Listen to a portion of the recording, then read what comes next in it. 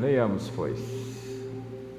1 João 2,20 diz: e vós tendes a unção do Santo, e sabeis todas as coisas. Verso 27: e a unção que vós recebestes dele fica em vós, e não tendes necessidade de que ninguém vos ensine, mas como a sua unção vos ensina todas as coisas, e é verdadeira e não é mentira, como ela vos ensinou, assim nele permaneceis. E quanto a vós, a unção que dele recebeste fica em vós, e não tendes necessidade de que ninguém vos ensine, mas como a sua unção vos ensina a respeito de todas as coisas, e é verdadeira e não é mentira, como vos ensinou, assim nele permanecei. Que ótimo estarmos aqui para um momento de ativação. É a última celebração de domingo de novembro. Próximo domingo já é profetizando. Temos mais uma semana de jejum até o dia 1º. Faltam 37 dias para o final do ano, 37 dias para a nova década. E estamos nos preparando para esse novo tempo. Acredito que Deus está acordando coisas dentro de nós que estão dormindo. Como eu li no texto, há uma unção em nós, que recebemos Jesus, que precisa de ativação. A palavra essa noite é ativação. Você sabe, você é como um texto químico, você é como um livro escrito com milhões de páginas, e é como uma fita que pode ser ativada geneticamente, epigeneticamente, na perspectiva de que existem coisas que podem se manifestar e outras que nunca podem acontecer. Isso é epigenético, ou seja, há como acordar coisas e também fazer com que coisas durmam para sempre. Há tendências, inclinações.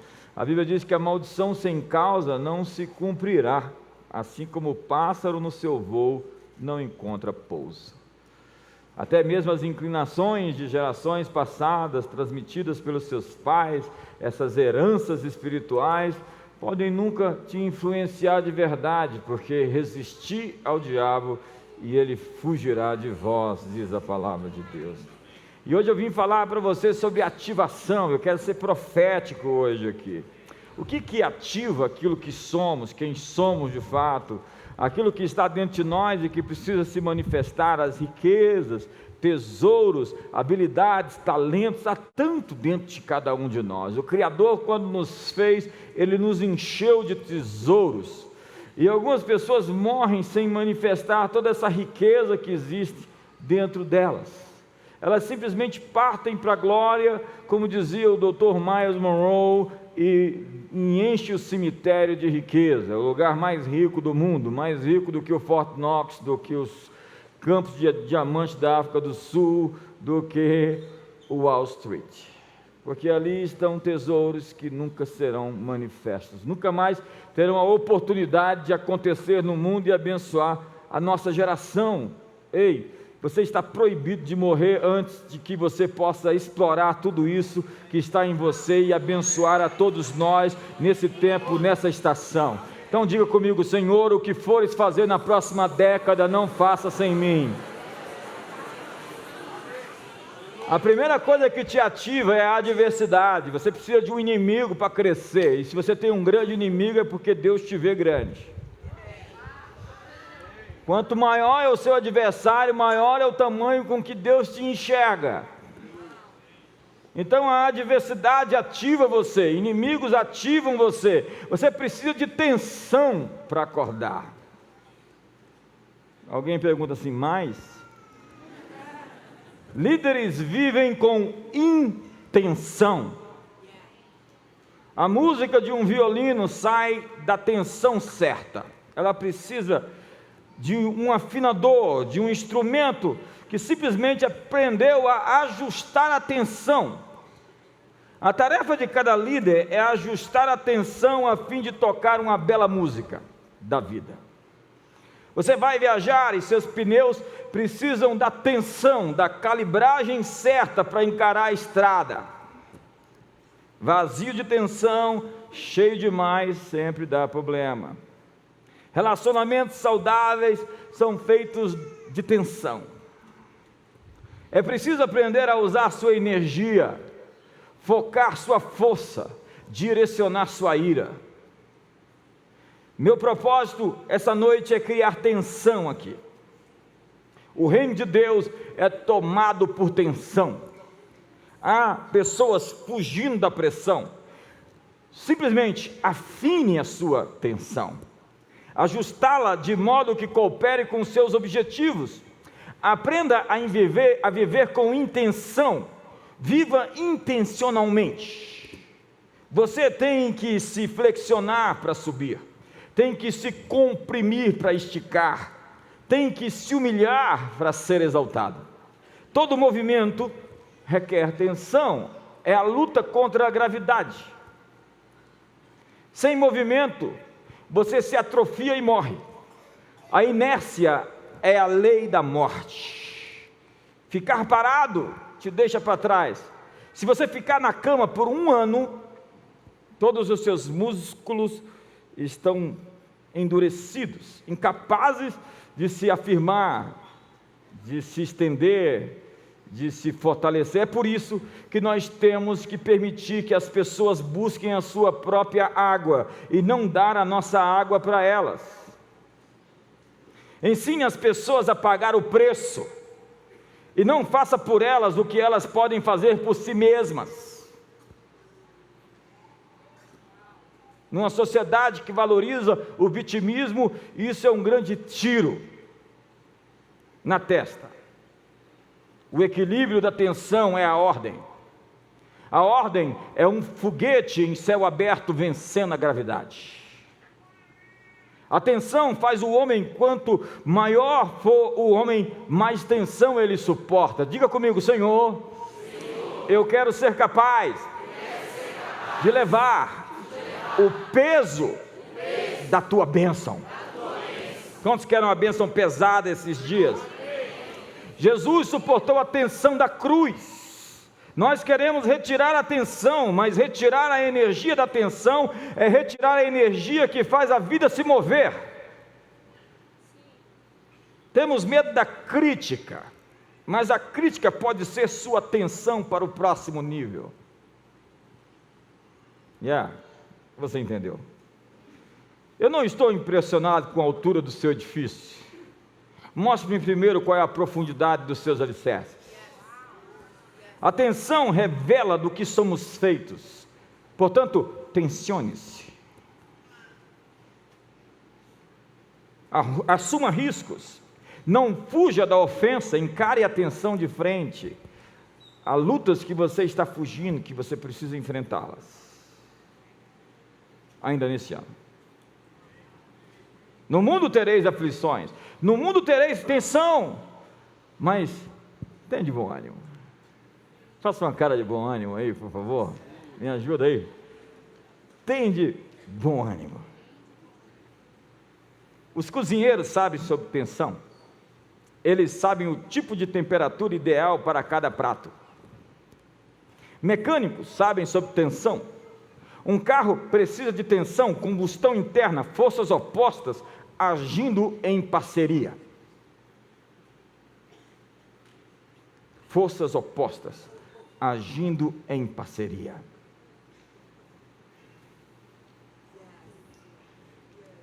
A tensão libera energia para unidade ou para divisão. Ordem não é patos em fila, mas águias voando.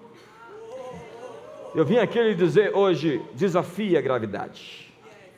Tente abrir suas asas e fechar suas asas, você está prestes a voar. A tensão mantém você vivo. Seu coração faz seu sangue correr pelo seu corpo. Sem tensão você está morto. Você quer um lugar sem tensão? Existe o campo da esperança. A tensão envia o oxigênio para o seu corpo. Nenhum ser humano vive sem tensão. Saúde mental precisa de tensão. Você precisa achar o equilíbrio na tensão.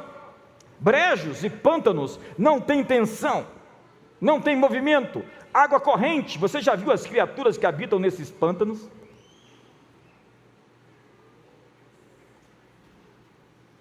Teve uma irmã que foi dar uma volta num pântano desse e voltou acompanhada. Um rio tem que continuar se movendo.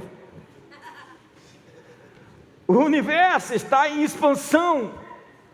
Galáxias estão se mexendo. A lei da vida é o movimento. Quando alguém morre, deixa de se mexer, de se mover, não reage, não se emociona, não tem reflexo, não tem resposta. Dê um chute no morto, ele nem reage. É aquele velho ditado: morreu aos 20, foi enterrado aos 80.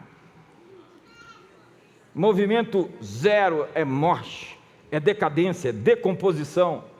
A inércia leva você para baixo, a lei da gravidade o leva para o fundo. Ficar parado lhe deixa para trás. Andar pela fé é lutar contra a gravidade que nos empurra para baixo. A dinâmica da visão é que ela sempre está em movimento. A visão está em movimento. A sustentabilidade do planeta exige progresso. Nada que não esteja progredindo pode permanecer. Sucumbe à segunda lei da termodinâmica, que se dissolve, se desorganiza, envelhece. Nós precisamos de renovação constante para vencer a entropia. Viver, dizia Albert Einstein, é como andar de bicicleta. É preciso estar em constante movimento para manter o equilíbrio. Eu vim aqui hoje, nesse último domingo de novembro, dizer para você: mova-se.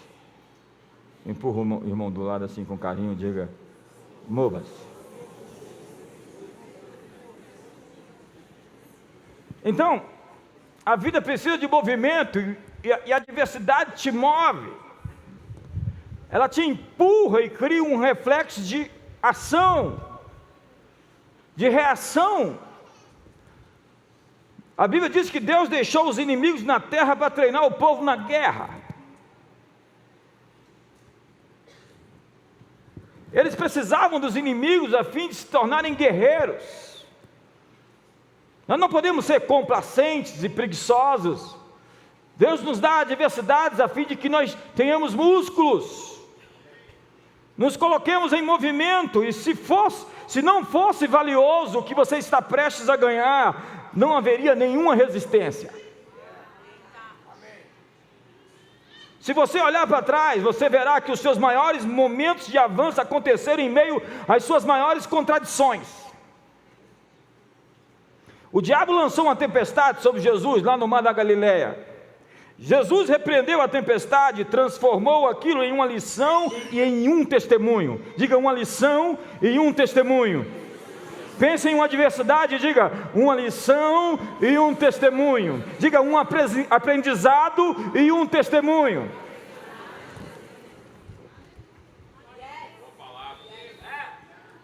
Pense em algo que está afligindo você. Diga: uma lição e um testemunho. Dê um sorriso gostoso agora. Não tenha medo da contrariedade, tema não agir de acordo com a sua identidade. Quando ele viu a tempestade, ele disse: é para isso que eu nasci, para repreendê-la. Quando você vê um gigante, você diz: é para isso que eu vim ao mundo, para derrubá-lo. A minha natureza é de um caçador de gigantes. Não fuja dos problemas, encare-os de frente. Você nasceu para solucioná-los.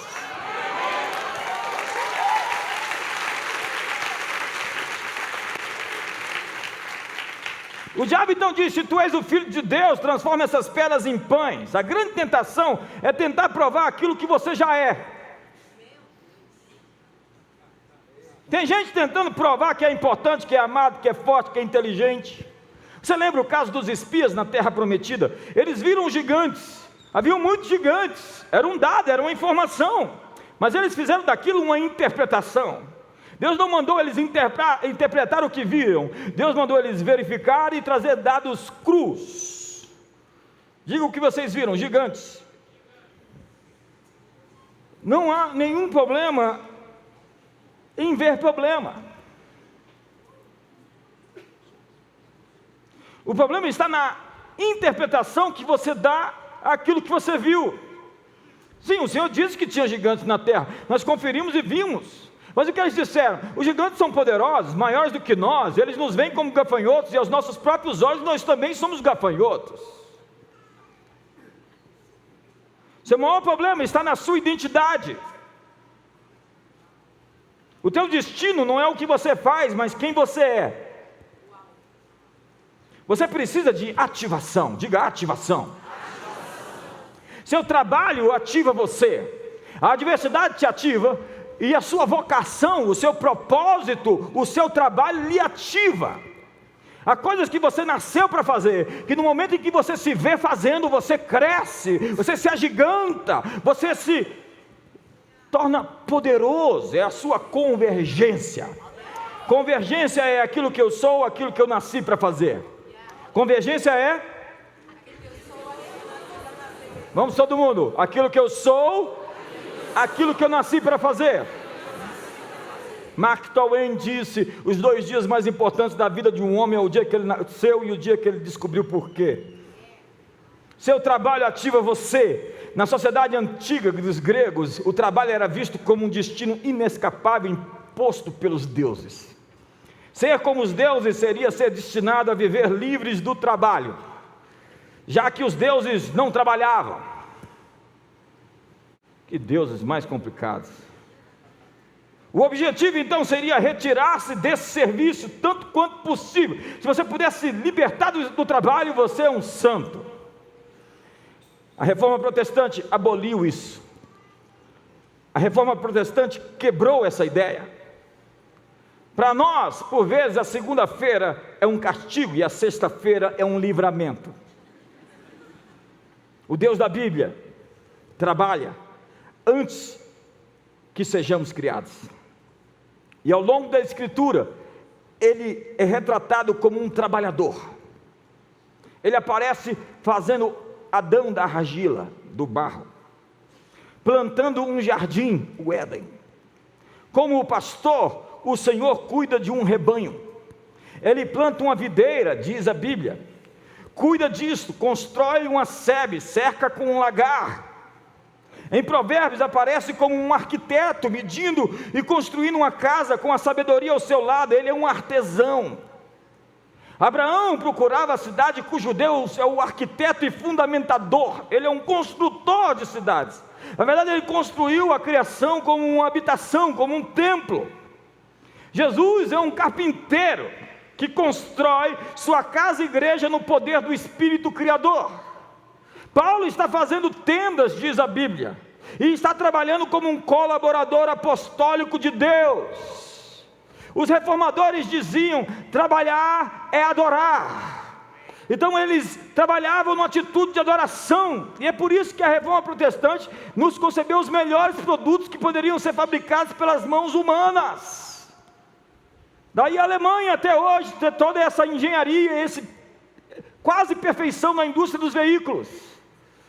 A indústria suíça de chocolates e de relógios nasceu num ambiente da reforma, onde se dizia, vamos fazer chocolate, vamos fazer relógios para Deus. E se você faz um relógio para Deus, você faz o melhor relógio que você puder fazer. A religião, porém, criou a tal da contemplação com seus monges tibetanos. É tão politicamente correto criticar os outros hoje, né? Mas o que você fala de um pessoal que fica só lá num templo, fazendo a vida toda e mais nada?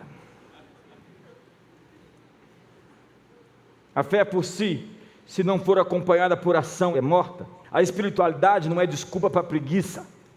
É hora de colocar sua fé em ação. A mordomia é sempre crucial para o próximo passo. E mordomia significa administrar o que lhe foi dado. Deus sempre pergunta o que você tem. Então a mulher diz, eu tenho um jarro de óleo. Então Moisés diz, eu tenho uma vara na mão. Então Sansão diz, eu tenho uma queixada de jumentos. Então Davi diz: eu tenho uma harpa e tenho 5 pedras lisas do ribeiro. É com o que você já tem que Deus vai fazer o livramento e levar você para o seu futuro, para aquilo que Ele lhe chamou para fazer. Estágios e fases estão envolvidos na preparação de pessoas para as suas altas posições. Você está sendo treinado, olhe para mim, você está sendo preparado. O que está acontecendo para você é o seu treino. Você está no modo treino, porque o real vai começar a acontecer daqui a pouco. Se prepare, existe algo maior que Deus está preparando você, um lugar para você ocupar. Me ajuda aí! Eu sinto que é com você essa palavra. Quantos sentem que é com você? Me ajuda aí. Alguns poucos. José era um sonhador, então virou escravo. Parecia que estava descendo. Não interessa onde as pessoas te colocarem, sim quem você é. Quando ele estava na cisterna, e a Bíblia diz que o menino ele estava apavorado, mas havia um rei na cisterna.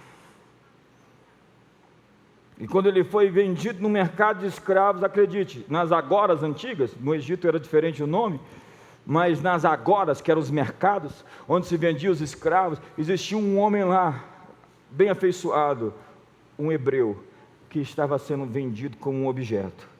Mas, apesar de vendido como objeto, ele era um rei, que não tinha sido reconhecido como tal ainda. Então ele começou a trabalhar numa empresa, um negócio, como escravo. Ele não tinha nem férias, nem 13º, nem todos esses eventos que lhe proporcionassem uma vida mais tranquila. E ele era tentado pela mulher do patrão todo dia. Mas ele sabia quem ele era, a visão que ele tinha. Havia um rei trabalhando para Potifar. Há reis hoje trabalhando em posições tão pequenas, aparentemente, fazendo serviços tão básicos, mas é porque eles estão sendo treinados, eles estão como uma semente, um embrião, estão crescendo a fim de se tornarem quem de fato são. Por isso, não queime etapas. O rei, tentado pela mulher do patrão, resistiu à tentação e foi penalizado. Foi mais para baixo. Foi parar na cadeia, de onde se tornou o administrador da prisão. Havia um rei preso.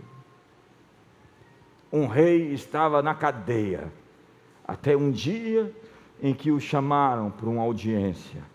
E o rei mostrou o que a vida inteira se preparou para ser: o líder de uma nação, para salvar o mundo da fome. José se transforma em Zefanete Paneá, aquele que tem nas mãos o poder da vida e da morte. O administrador de todo o Egito, o pai de Faraó. Há reis aqui com problemas financeiros. Há reis aqui com disfunções sexuais, reis e rainhas com depressão, reis e rainhas lutando contra gigantes. A maior guerra espiritual é contra as suas crenças. Você é muito maior no seu interior do que você pensa. O reino espiritual sabe muito bem quem você é e teme a hora que você descobrir isso. Você é a principal obra-prima artística da divindade, sua exibição favorita de seu amor, de sua bondade, de sua glória.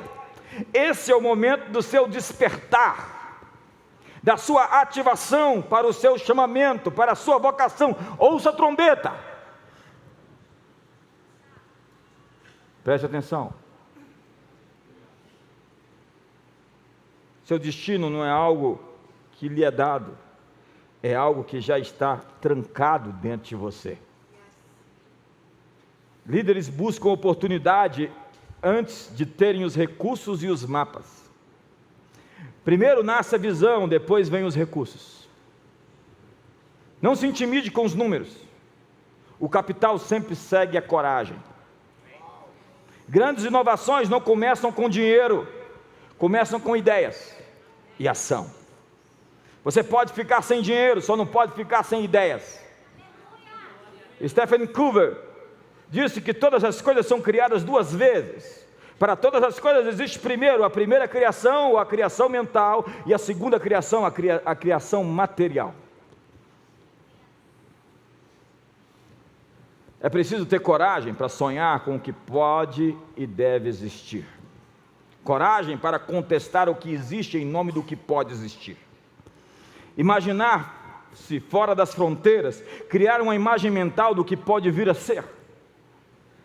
O grande líder não é o que tem a melhor formação ou o melhor talento, mas aquele que se recusa a colocar seu pensamento dentro de colchetes. Escreva, portanto, o que pode existir, o que deve existir. Pendure na parede, ore, faça uma parede do futuro, busque, procure, bata na porta, encontre seu destino. Um líder se recusa a ser limitado por aquilo que os outros fizeram ou não conseguiram fazer.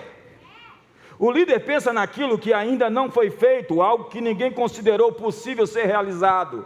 Mas você nunca dará ao mundo nada novo se continuar com medo. Nós precisamos de coragem para encontrar nosso destino. Tomás de Aquino dizia que a coragem é um dom do Espírito Santo. Coragem é autoafirmação a despeito daquilo ou de quem tente impedir você de se afirmar. A propósito, do que você tem medo? Mark Twain disse: coragem é resistência ao medo, domínio do medo e não ausência de medo. É preciso ter coragem. Coragem para agir, para lutar, para entrar em ação. Eu gosto do que Chris Walton chama de 12 atributos de coragem.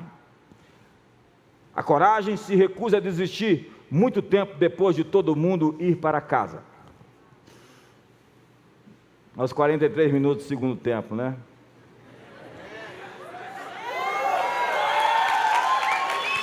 Estou cansado disso, já cansei disso. Chega.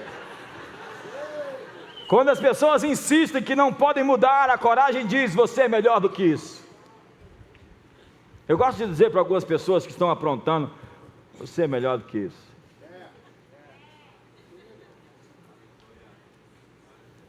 A coragem se recusa a tomar a temperatura da multidão para determinar quais virtudes estão em voga e a multidão vai ter. A coragem cai, mas levanta de novo. Arraste a coragem para um beco frio, escuro, e deixe-a como morta. Ela irá acender um fósforo e incendiar o mundo. A coragem não se acovarda diante da opinião pública ou vacila quanto ao politicamente correto. Quando a voz da razão gagueja, a coragem solta um apelo claro e cristalino. Quando vozes viciosas oprimem a coragem para baixo, ela só torna mais determinada a ficar por cima. Se você oprimir a coragem, ela se multiplica. Se você batê-la em uma poça, ela se torna um rio de vida. Se você puxá-la para trás, ela intensifica a velocidade para frente. Quando o medo diz, diminua as luzes, a coragem diz, levante-se e brilhe. Às vezes a coragem não ruge, é uma voz tranquila no final da noite que diz: hoje não deu, mas amanhã nós vamos tentar outra vez. Agora, nesse instante, em tempo real, o Armagedon da vida acontece no interior de cada homem e mulher. Dentro de você, acontecem as maiores batalhas. Tempestades, turbilhões, gritos. Só você sabe que guerras você enfrenta. A guerra acontece dentro da sua mente, mais do que do lado de fora, no mundo afora. Então, cuidado com as mentiras do inimigo. A guerra é feita de argumentos, é feita de sofismas. Segundo o apóstolo Paulo, levando cativo todo pensamento à obediência de Cristo Jesus. Portanto, não aceite nenhum rótulo, nenhum estigma, nenhum apelido que diminua quem você é. Alinhe-se com a verdade de Deus, porque é a verdade que ativa você. Mas vocês têm uma unção, disse o apóstolo João, que procede do santo, e todos vocês já têm conhecimento. Quantos de vocês ouvem uma verdade e dizem, é isso? Quantos de vocês ouvem uma palavra de Deus e você fica ativado por ela? Então o texto diz, quanto a vocês, a unção que receberam dele, permanece em vocês e não precisam que alguém os ensine, mas como a unção dele recebida, que é verdadeira e não falsa, os ensina acerca de todas as coisas, permaneçam nele, como ele os ensinou. Simplesmente, permaneça. A propósito, estamos em novembro, você enfrentou tantas coisas esse ano, não é verdade? Para muitos de vocês, esse ano foi um ano bastante difícil. Parabéns, você chegou até aqui, você venceu. Vire-se para o irmão do seu lado e dê uma salva de palmas para ele.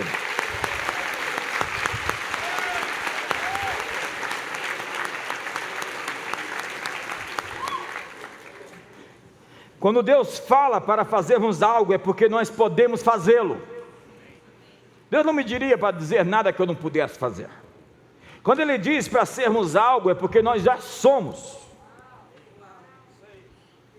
Portanto, não é o que eu devo fazer ou ser, mas no que devo crer. Sou santo e sou puro, diz a Bíblia. Não estou em busca de me tornar isto. Já tenho dentro de mim tudo o que preciso para me transformar no que eu sou. Está em mim. A verdade nos libertará. Você precisa ter unidade interna com a verdade, alinhamento da alma, não somente da mente, porque o inimigo está mentindo para você. E quando ele consegue colocar uma cabeça de ponte, uma casa-mata, ovos de serpente dentro do seu sistema de crenças, você começa a se sabotar, lutar contra você. Ele cria uma doença. Existem doenças em que o corpo luta contra o corpo. Existem doenças onde a alma luta contra a alma. Não confronte a palavra de Deus com as experiências de falta que você tem. Confronte as experiências de falta com a verdade de Deus.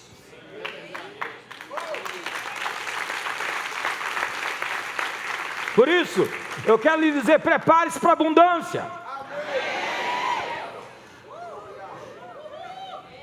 A verdade é que você sabe em quem você se tornou, mas você não sabe quem você é. Você vive a partir do que as experiências te tornaram. E eu disse, isso é epigenético. Seu maior medo é talvez a sua maior autoridade. No seu maior medo reside a sua maior autoridade. Você é muito mais do que você pensa que é. Todas as vezes que eu vejo alguém errando, eu digo, você é melhor do que isso. Se você não mudar seu comportamento, pode sabotar o que Deus colocou dentro de você. E entrar para a estatística daqueles que foram para o vestiário antes do jogo terminar. Nosso mundo precisa de sua ousada grandeza. Eu gosto disso. Diga comigo, ousada grandeza. Ouse ser grande. Ouse governar, mulheres. Ouse liderar. Ouse resistir. Ouse vencer. Portanto, você dá seu melhor quando se espera o melhor de você. Eu vim aqui hoje que os anjos, Deus, o Pai, o Filho, o Espírito Santo, nós líderes, estamos esperando o melhor de você. Foi feito um trabalho onde se separaram alunos segundo as suas capacidades e se dividiu um grupo à parte e disse, nós esperamos de você mais, porque vocês são qualificados mais do que os outros, porque nós testamos vocês e vimos que vocês têm um QI mais alto, um consciente emocional melhor, então vocês vão produzir muito mais do que todos aqueles outros. Não foi dito nada para os outros, e aqueles de quem se tinha muito mais expectativa, geraram muito mais do que aqueles que não tinham expectativa nenhuma. Existem várias pesquisas nesse campo, onde quando se espera de alguém, alguém consegue oferecer aquilo que se lhe é esperado. Por isso que você precisa de um líder, de um mentor, de um discipulador, que possa acreditar em você e possa dizer que você é capaz de ir muito além do que você jamais foi. Me ajuda aí!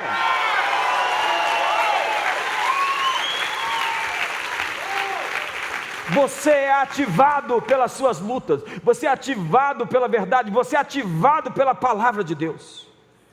Quando eu ouço o que Deus diz, isso me transforma, eu fico ativado, eu fico lendo textos e de repente é como que um fogo brotasse do meu interior. Eu me sinto num novo nível de autoridade esses dias. A verdade entrou em mim, eu a absorvi, eu a abracei e ela está me ativando.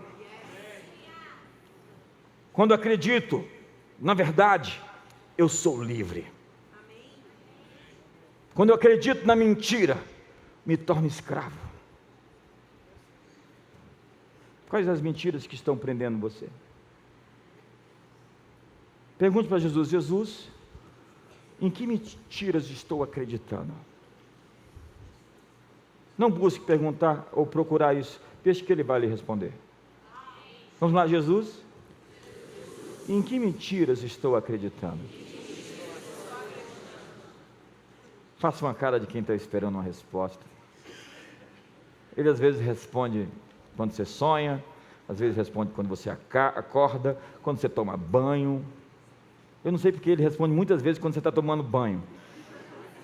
É porque você está liberando o seu córtex pré-frontal das preocupações e você se ativa para receber, para acordar, para se conectar. É mais ou menos isso. Toda área da sua vida que não tem esperança está debaixo de uma influência de uma mentira. No que realmente eu preciso crer? Quem tem mais esperança é quem tem maior influência. Ninguém segue pessoas desesperançosas. Imagina, eu sou um líder e digo para você: o mundo vai ficar pior, as coisas vão ficar piores, me sigam. Quantos vêm? Mas quando eu digo a vocês que o bem é maior que o mal, que apesar das trevas estar crescendo, a luz está crescendo e está crescendo mais rápido. Quando eu digo a você que no final das contas, todas as coisas cooperam para o bem daqueles que amam a Deus.